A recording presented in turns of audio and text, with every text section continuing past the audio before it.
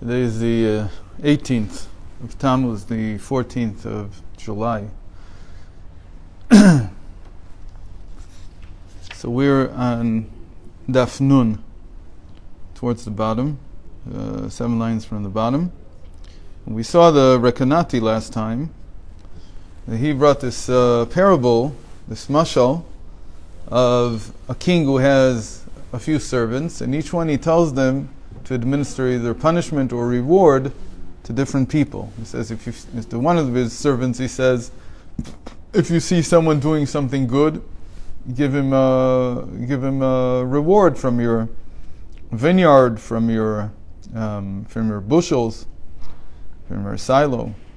And the other one, he says, if you see somebody doing bad things, then you should hit them. And so this is the Rekanati's mashal.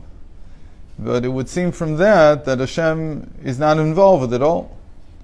Rather that these people, they represent the attributes of Hashem, and they're acting independently. They have what we call agency. It says right away I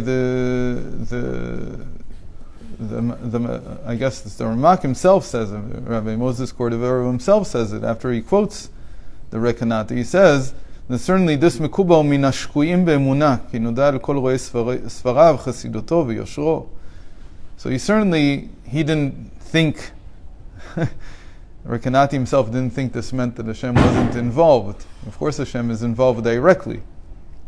But why did he bring this parable? Shekatzru yad leshono v'atakato el hakulmus.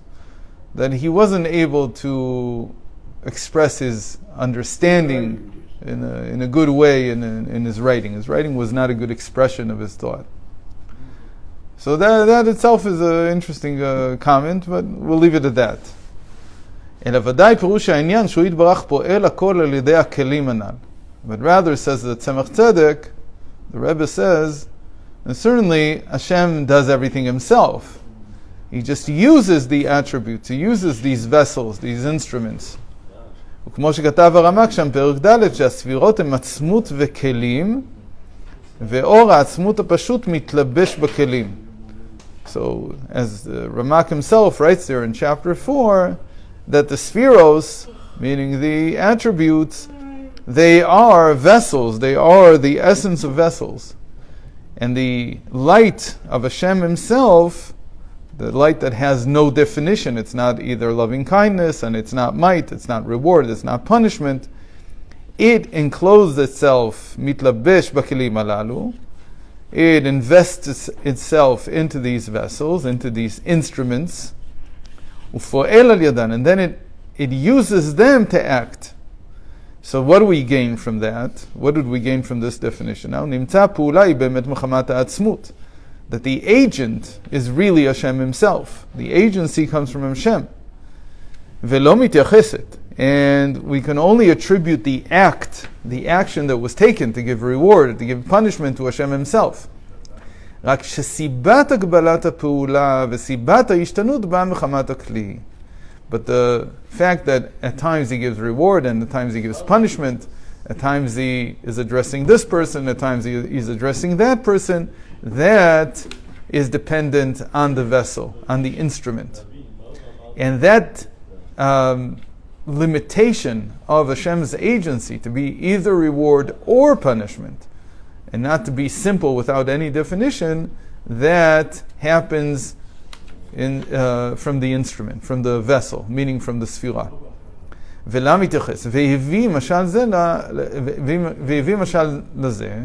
And he brought, who brought this, I guess the Ramak did, Moses Cordovero brings this parable, a different parable, who he says is a better parable than the one that Rekanati gave us. This is the classic example of, or the classic parable of how to understand the Sfirot in Chassidus.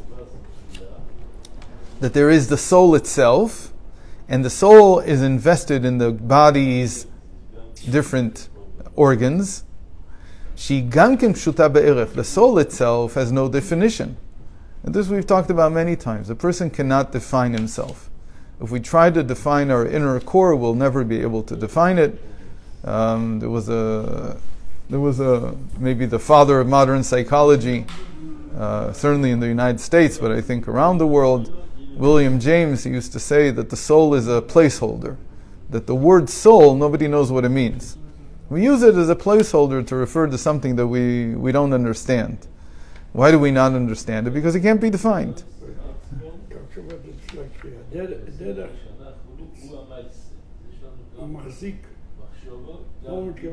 Placeholder, it's like the word itself is meant as like it's an empty word. It doesn't mean anything. You have to infuse it with meaning because nobody knows what a soul is. So we use it to refer to this thing that we don't know what it is. The same way that we refer to God as God. And it would be the same thing. The people, I can't define what God is because He's undefinable. So I use the word God, but what do I mean? So when people use the word God, they mean good. They mean that Hashem is good. When we say Yud Kei Vav Kei, we mean in principle that Hashem brings everything into being. So He's the essence of being. But really all these names are names that capture a certain attribute. That we talked about when we discussed Shorish Mitzvah Tefillah. So we talked about that each one of the names corresponds to a different sphira, so each one is already an attribute. But does Hashem Himself have a name? No, not really. Yud Kei Vav Kei is the best we can do. And we say that even though Yud Kei Vav Kei really means that He brings everything into being, and that's certainly an attribute already. Still, we say that Yud Kei Vav Kei also means His ineffable, His undefinable self, what's beyond all definition. Shema Miyuchad.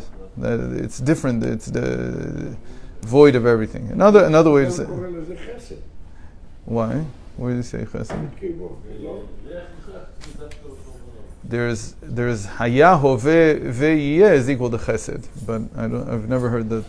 Yud Kei Vav Kei is usually Shema Rachamim. Okay, we mean Rachamim. So Yud Kei Vav Kei is usually Shema Rachamim. It's associated with Tiferet. But that's even lower. That's mamish associating the name with a particular sphira, with Tiferet. What you said about that it's chesed is the closest I know is that haya, hove, ve'yed. He was, he is, he will be, is equal to chesed, is equal to 72. It's a kavanah that... in any case. So, the classic parable is not the one the Rekanati gave us. The classic parable is the soul compared to the body. So the soul itself is simple. Simple we mean that you can't find in the soul. We have to just introduce this topic a little bit. When in Yiddishkeit, when in Torah we say soul and body, we mean there's a real duality. The world today, the scientific world today doesn't hold by this duality at all, and that's why people find it a little bit difficult to understand. The scientific view today is that there's no such thing as a soul, rather there's a psyche. So that because we're very, very complex organisms, especially our brains, so we call it artifacts. There's all kinds of side effects of being so complex. And one of them is that you seem to have higher functions, which are nothing more than just physical functions, but they seem to be very high. And so the person tends to dissociate them from the body. So we think that we're thinking, and we don't feel how we're thinking. It's not like when I'm lifting weights. If I lift a weight, I know my hand is doing the work. When I'm thinking, what's doing the work? Is anything moving? Is there any kind of mechanical... I don't know of anything like that. I don't experience myself thinking. I experience myself thinking, but I can't understand how I'm thinking.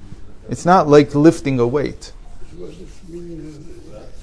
Today people don't have right, so they don't have a concept. Science today doesn't use the concept of a soul anymore. Nobody understands it. That's what we're trying to say. That if you want to understand, so you say that what you call consciousness, what you call thinking, what you call even, it's called altruism. Altruism is that a person does things for other people without any benefit for himself. Altruism is as a evolutionary biologist will tell you today, it's a better strategy for life, meaning that biology dictates altruism. That the fact that you're alive tells you should be nice to other people, because it's better to be nice to other people, because then they'll be nice to you and you'll be able to get through hard times and all this. So science doesn't like the concept of a separate soul that is in a different dimension altogether. It doesn't know what to do with it. So it's sort of been brushed off. Okay, because they don't need it. They don't seem to need it. But Judaism is based on the notion that there is a duality between the spirit and the matter. The matter, I know, that's my body and all its higher functions. Those are all very bodily. But there's also a soul. And the soul is a separate entity that joins with the body when I'm alive. And what does the soul do? The soul, so now this is what we'll say. This is the parable, that the soul is a simple thing. It doesn't have any definition. It's not good, or it's not kind, and it's not judgmental. It's not wise. It doesn't have sight. It doesn't have any of these things. They don't know. They don't know. There's no good definition. No. Okay. It's just a machine that stopped working. That's their premise.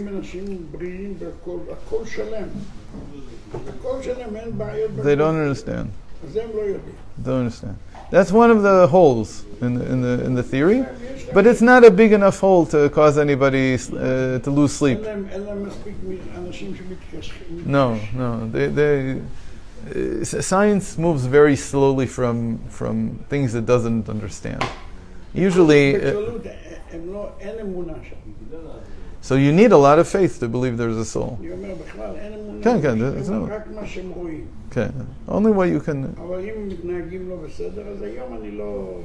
Today I'm not who I was yesterday. Okay. Anyway,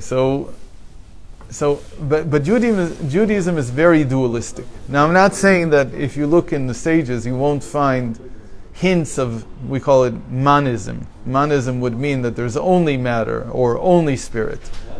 There can be hints of that. But overall, 99.9% of the sages and what they say indicate that there's a dualism. There is a duality between the spirit and the body, the soul and the organs.